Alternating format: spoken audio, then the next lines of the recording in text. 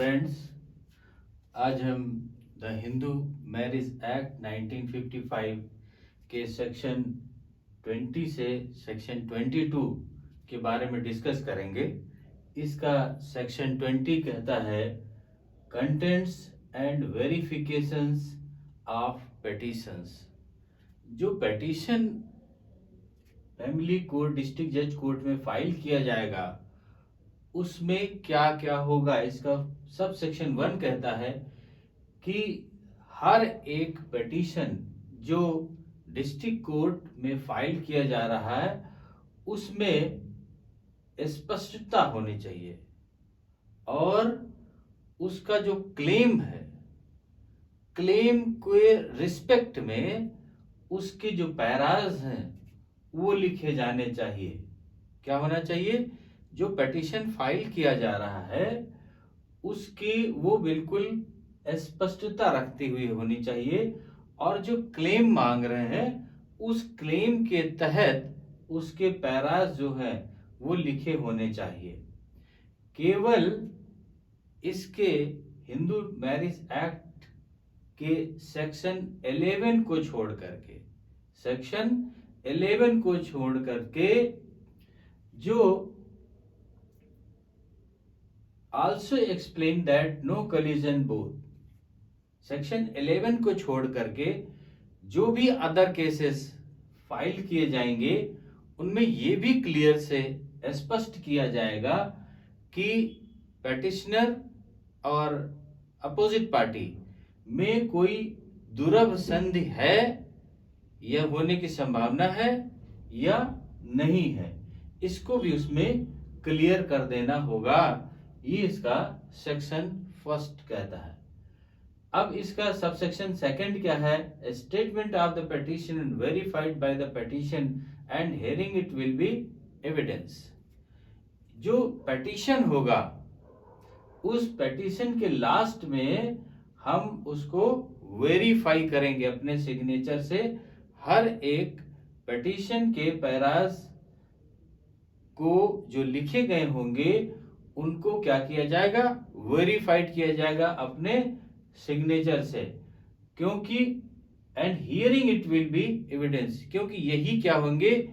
Evidence में, यही चीजें एविडेंस में वैल्यू रखेंगी या इन्हीं के आधार पर एविडेंस माना जाएगा। ये इसका पैरा 2 सब सेक्शन 2 कहता है। अब सेक्शन 21 क्या कहता है? Application of act 5 of 1908। जो प्रोसीडिंग होंगी द हिंदू मैरिज एक्ट 1955 की, वो सीपीसी सिविल प्रक्रिया संहिता के नियमों के द्वारा संचालित होंगी या नियमों के द्वारा रेगुलेट की जाएंगी।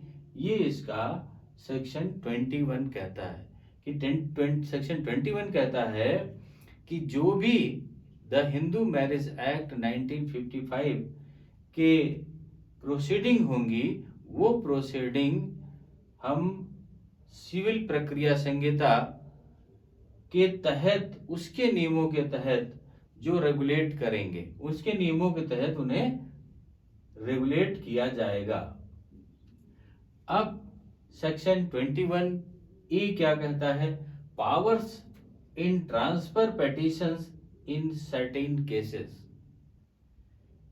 जो केस फाइल किए जा रहे हैं उनको पावर क्या होंगी, उनको कैसे ट्रांसफर किया जाएगा, वो चलेंगे कैसे, उसमें इसके सेक्शन 1 सबसेक्शन 1 क्लॉज ए में कहा कि डिस्ट्रिक्ट कोर्ट, यदि किसी डिस्ट्रिक्ट कोर्ट में under section 10 judicial proceeding, judicial separation and under section 13 divorce will be presented, अगर किसी डिस्ट्रिक्ट कोर्ट में सेक्शन 10 और सेक्शन 13 के तहत पिटीशन प्रेजेंट की जाती है, पिटीशन फाइल की जाती है, इसका सबसेक्शन बी कहता है, और दूसरा पिटीशन, दूसरी पार्टी एक पार्टी क्या करती है, एक डिस्ट्रिक्ट कोर्ट में फाइल करती है, दूसरी पार्टी इसी अंडर सेक्शन 10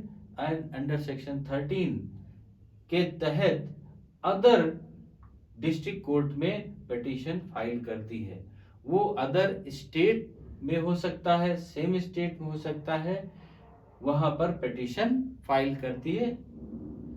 तब इसका सेक्शन 2 क्लॉज ए कहता है, इन सेम डिस्ट्रिक्ट कोर्ट, अगर वो पिटीशन जो एक ने फाइल की और अदर पार्टी ने फाइल की, अगर वो पिटीशन सेम डिस्ट्रिक्ट कोर्ट में है, सेम डिस्ट्रिक्ट कोर्ट मतलब एक ही डिस्ट्रिक्ट कोर्ट में है, both try to be heard together by district court, तो डिस्ट्रिक्ट कोर्ट के द्वारा उन दोनों पिटीशन को एक साथ सुनने और डिसाइड करने का प्रयास किया जाएगा।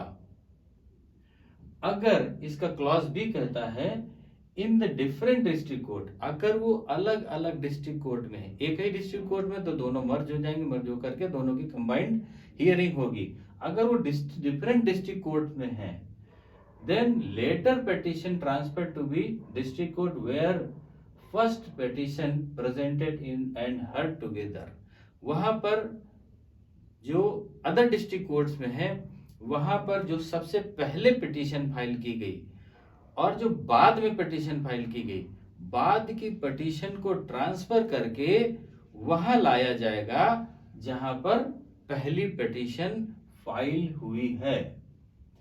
अब इसका सेक्शन 3 कहता है, सब सेक्शन 2 क्लॉज बी, मतलब जो डिफरेंट डिस्ट्रिक्ट कोर्ट्स में फाइल करी गई एक ही स्टेट में या अदर स्टेट में, उनका ट्रांसफर सीपीसी के प्रोविजंस के तहत होगा। अगर डिफरेंट डिस्ट्रिक्ट कोर्ट में है तो फिर क्या होगा, वहां से उनको ट्रांसफर करा दिया जाएगा कि हाई कोर्ट के द्वारा उस जिले से इस जिले के डिस्ट्रिक्ट कोर्ट में ट्रांसफर होगा। अगर स्टेट चेंज है, दूसरे स्टेट में है, तो फिर सुप्रीम कोर्ट से क्या होगा, दूसरे स्टेट से इस स्टेट के उस डिस्ट्रिक्ट कोर्ट में लाया जाएगा। इसमें सीपीसी के प्रोविजन यही कहते हैं और वही प्रोविजंस के तहत इन पिटीशंस को जो under section 10 judicial separation and under section 13 means divorce की जो पिटीशंस फाइल करी जा रही हैं, उनमें ये रूल लागू होंगे।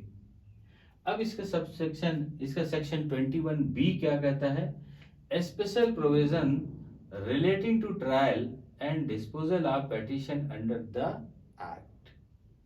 जो इसके स्पेशल प्रोविजंस ट्रायल के हैं, जिनके द्वारा पिटीशन को डिस्पोज किया जाएगा इस एक्ट में, वो क्या क्या है।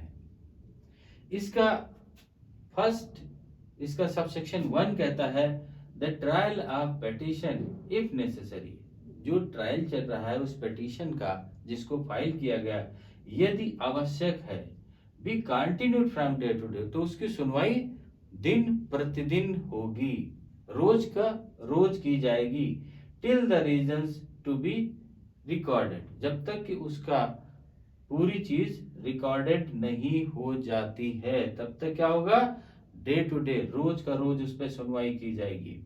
इसका सबसेक्शन 2 कहता है, petition shall be tried as expeditiously possible and made it conclude to hearing within 6 months. उस पिटीशन को यथासंभव शीघ्रता से समाप्त करने का प्रयास किया जाएगा।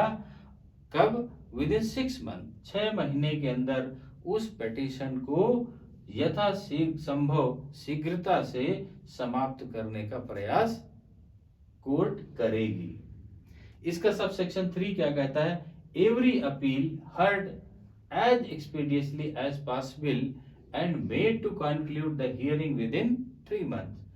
अगर उसकी अपील है तो अपील को यथासंभव शीघ्रता से समाप्त करने का ऐसा प्रयास किया जाएगा कि वह अपील 3 मंथ्स के भीतर उसका डिसीजन हो जाए। तो ये इसके सेक्शन 21B में स्पेशल प्रोविजंस दिए गए कि अगर नेसेसरी है तो उस पिटीशन को डे बाय डे उसका सुनवाई की जाएगी और उसके एविडेंस वगैरह रिकॉर्ड किए जाएंगे।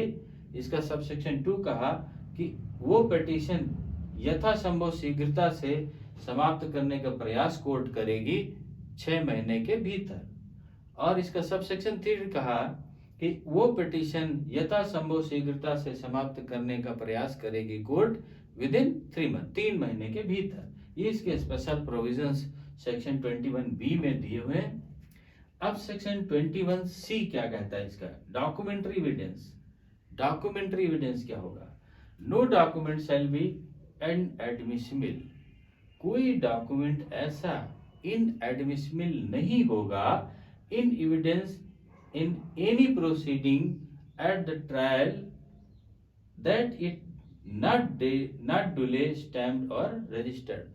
अगर कोई डॉक्यूमेंट्स उस केस के प्रोसीडिंग के दरमियान फाइल किया जाता है और वो पेपर, वो एविडेंस पर स्टैंप नहीं है या रजिस्टर्ड नहीं है, तो ऐसा नहीं है कि वो एडमिसिबल नहीं होगा, उसको एडमिसिबल किया जाएगा। ये सेक्शन इसका 21C कहता है। अब सेक्शन 22 क्या कहता है इसका?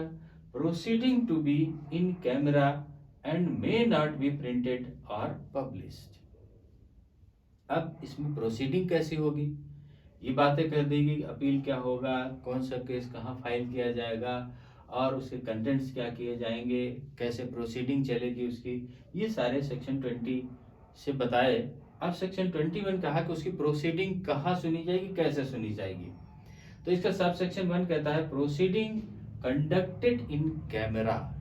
कैमरा का मतलब होता है कि बंद कमरे में। कैमरा का मतलब क्या है? कि बंद कमरे में उन व्यक्तियों के सम्मुख। And it shall not be lawful for any person to print और publish any matter in relation to any such proceeding except a judgment of honourable high court और ऑनरेबल सुप्रीम कोर्ट प्रिंटेड और publish. इसमें कहा गया कि पहली बात तो सुनवाई क्या होगी?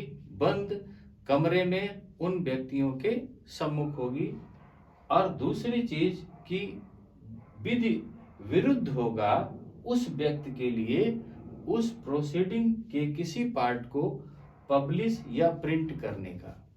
अगर कोई व्यक्ति उसको प्रिंट करके पब्लिश कर देता है तो वो अनलॉफुल होगा, वो लॉफुल नहीं होगा।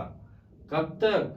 Relation to any such proceeding lawful नहीं होगा एक्सेप्ट ए जजमेंट। किसको? ऑनरेबल हाई कोर्ट और ऑनरेबल सुप्रीम कोर्ट जो प्रिंटेड और पब्लिश कर रहा उसको छोड़ करके।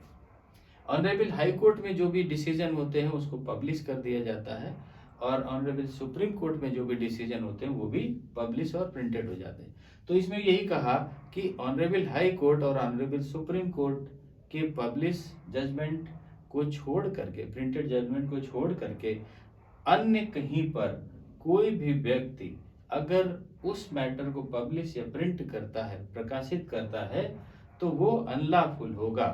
और इसके सब सेक्शन 2 में कहा कि अगर वो व्यक्ति प्रकाशित कर देता है तो वह 1,000 रुपए तक का जुर्माना उस पर कोर्ट कर सकती है अगर वो पब्लिश कर देता है। इसका सब सेक्शन 2 कहता है।